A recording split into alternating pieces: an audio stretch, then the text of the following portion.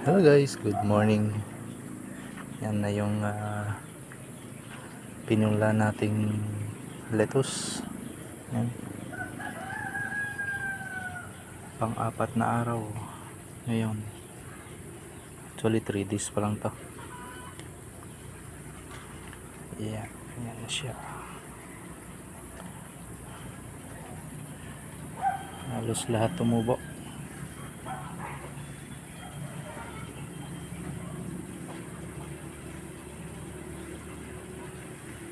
Ganda talaga yung seeds ng this one.